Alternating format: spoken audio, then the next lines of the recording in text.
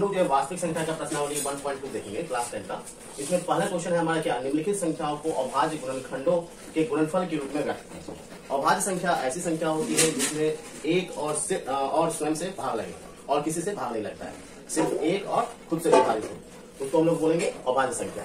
अब अभाज्य संख्या में आ जाएगा तुम्हारा 2, 3, 5, 7, 11, 13, 17 ये सब, ठीक है। अब इसी के अभाज्य गुणनखंड के रूप में अगर हम लोग व्यक्त करें तो हम लोग 140 का लेते हैं, पहला क्वेश्चन है। इसको 2 से भाग दे सकते हैं, तो 2 से दीजिएगा तो 70 बार में कटेगा, है ना। 2 से 14 और ये 0 आ जाएगा। फिर 2 से कटेगा, इकाई स्थान पर 0 है तो 2 से भाग लग जाएगा, तो ये आ जाएगा 35 गुना 70, ठीक ना। अब ये इकाई स्थान पर 5 है तो 5 से भाग लगेगा, 5 सते 35। अब भाग नहीं लगेगा, ये 7 में देना है तो 7 एकम 7। तो 140 का अभाज्य गुणनखंड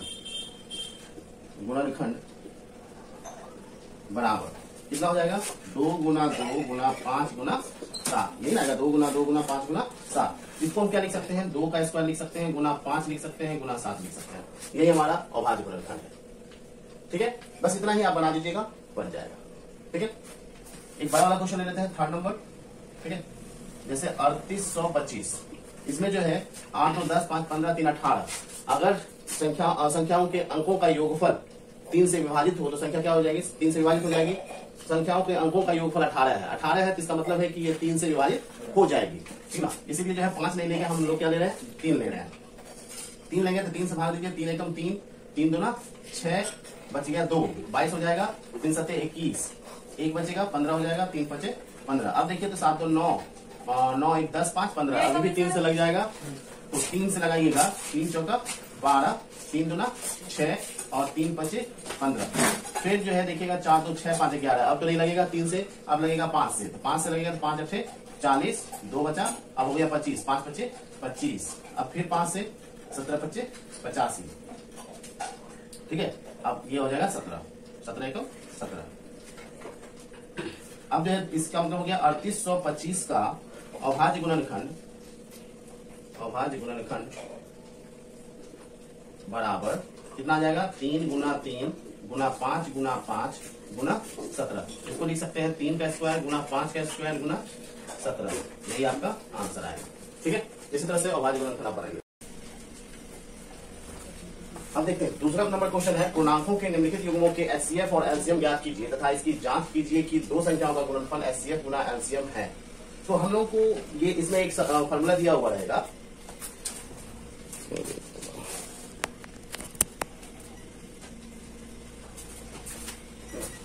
तो हम लोगों को जो निकालना है, पूर्णांकों के निम्नलिखित युग्मों के एचसीएफ और एलसीएम ज्ञात कीजिए तथा इसकी जांच कीजिए कि 2 संख्याओं का गुणनफल बराबर एचसीएफ गुना एलसीएम। ये फॉर्मूला आपको याद रखना है कि 2 संख्याओं का गुणनफल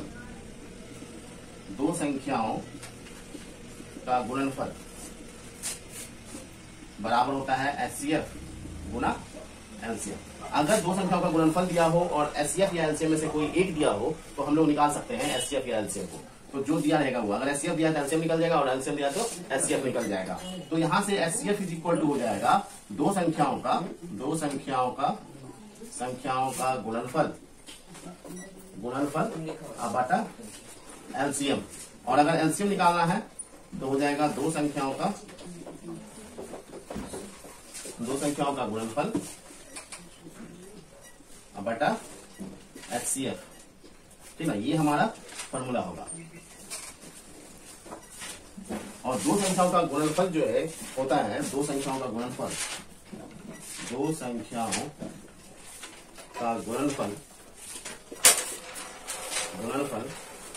बराबर पहली संख्या गुना दूसरी संख्या भी होता है, दूसरी संख्या। इसका मतलब ये हुआ कि अगर हम लोगों को पहली संख्या निकालना है तो 2 संख्या का गुणनफल बटा दूसरी संख्या, और अगर दूसरी संख्या निकालना है तो 2 संख्या का गुणनफल बटा पहली संख्या। इसके अलावे अगर मान लेते हैं कि हमको एचसीएफ और एलसीएम दिया हुआ हो और पहली और दूसरी संख्या में से कोई एक दिया हो, तो हम लोग लिख सकते हैं कि एचसीएफ गुना एलसीएम बराबर पहली संख्या गुना दूसरी संख्या। जैसे यहाँ पर ये हुआ तो इसको हम लोग जो है चेंज कर सकते हैं, ठीक ना। तो यहाँ पर जो हो जाएगा हम लोग कर सकते हैं पहली संख्या गुना दूसरी संख्या बराबर एलसीएम गुना एचसीएफ। और अगर यहां से एलसीएम निकालना है तो पहली संख्या गुना दूसरी संख्या बटा हो जाएगा एचसीएफ। और इसी तरह से एचसीएफ निकालना रहेगा तो पहली संख्या गुना दूसरी संख्या बटा एलसीएम हो जाएगा। और अगर मान लेते हैं कि पहली संख्या या दूसरी संख्या में से कोई निकालना है तो पहली संख्या बराबर हो जाएगा एलसीएम गुना एचसीएफ बटा दूसरी संख्या। या फिर हम लोग लिख सकते हैं दूसरी संख्या बराबर एलसीएम इंटू एचसीएफ अपॉन पहली संख्या। तो इस तरह से जो हमारा ये क्या हो सकता है, फॉर्मूला बन जाएगा। अब इसके बेस पर जो है हम लोग क्या करते हैं कि ऊपर के क्वेश्चंस को सॉल्व करेंगे, ये वाला क्वेश्चंस को। तो पहले ये वाला कॉपी कर लीजिए।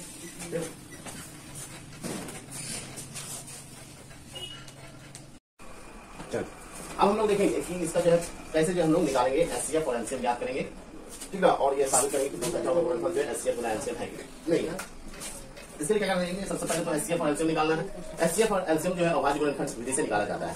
तो देखो कैसे निकालेंगे। जैसे 26 है, 26 में किससे भाग लगेगा, 2 से लगेगा ना। 13 गुना 26 अब तो नहीं लगेगा, 13 तो अभाज्य संख्या है तो इसमें 13 से ही कर देते हैं। 13 एकम 13 तो 26 का अभाज्य गुणनखंड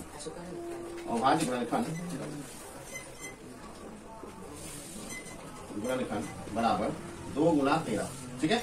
अब जो 91 का अगर करते हो, 91 का गुणनफल करोगे तो कितना बार में 3 से तो कटेगा नहीं, डायरेक्ट 7 से लगेगा।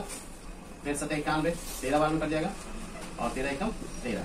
तो 91 का अभाज्य गुणनखंड बराबर 7 गुना 13।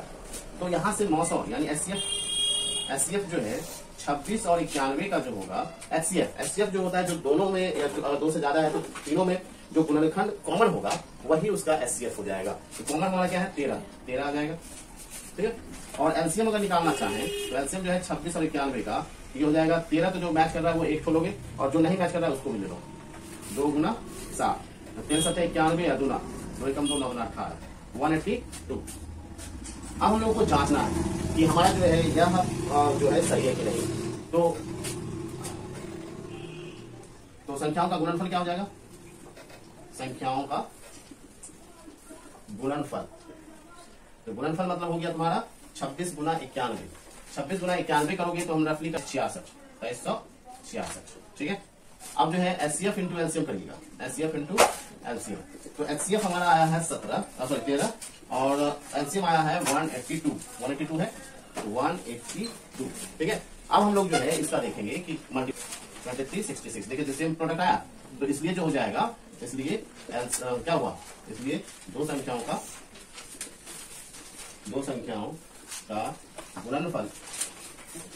गुणनफल बराबर एलसीएम इंटू एचसीएफ। ये हमारा वेरीफाइड हो गया। वेरीफाइड मतलब साबित हो गया, या आप प्रूव कर सकते हैं, ठीक है। बताओ तो ये इस टाइप से जो पहले तो हम लोग को एलसीएम निकालना है, फिर एचसीएफ निकालना है, फिर जो है साबित करना है कि दो संख्याओं का गुणनफल और उसका एचसीएफ और एलसीएम का गुणनफल दोनों बराबर है कि नहीं। ये जांच कर लिए हम लोग, ये जांच किए, ठीक है। क्लियर है ना, कोई डाउट नहीं। अब बाकी का क्वेश्चन भी सेम बनेगा, इसको बनाना है। हम लोग क्वेश्चन 3 में देखेंगे अभाज्य गुणनखंडन विधि द्वारा निम्नलिखित पूर्णांकों के एचसीएफ और एलसीएम ज्ञात कीजिए। तो सबसे पहले जो हम लोगों को एलसीएम और एचसीएफ निकालना होगा अभाज्य गुणनखंड विधि। हम पहला क्वेश्चन बनाना है। जैसे 12 का अभाज्य गुणनखंड करोगे कितना होगा, 2 छक्का 12, 2 तिहाई 6, 3 एकम 3। फिर 15 का करोगे कितना हो जाएगा, 3 से कटेगा 3 पचे 15, 5 एकम 5। और 21 का करोगे क्या हो जाएगा, 3 सत्ते 21, 7 एकम 7। तो 12 का अभाज्य गुणनखंड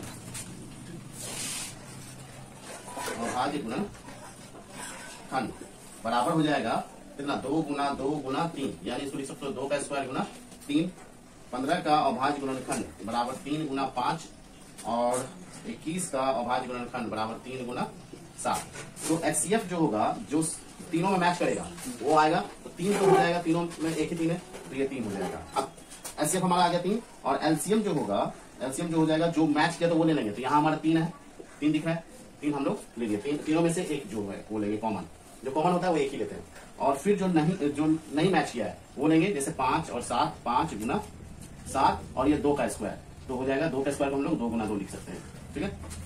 तो 5 गुना 10, 7 गुना 14 42 42 है 420, ठीक है, ये आ जाएगा। ठीक है, अब जो आपको बताया गया है उसके बेस पर जो है आपको 2 क्वेश्चन दिया जा रहा है, इसको बनाइएगा। तो पहला जो है निम्नलिखित संख्याओं का अभाज्य गुणनफल करें। अभाज्य गुणनफल हमने जो बताया उसको उसकी बेस पर करना है प्रैक्टिस। तो 7429, 3825, 5005, 1,13,256, 124, 156, 142, 32,760।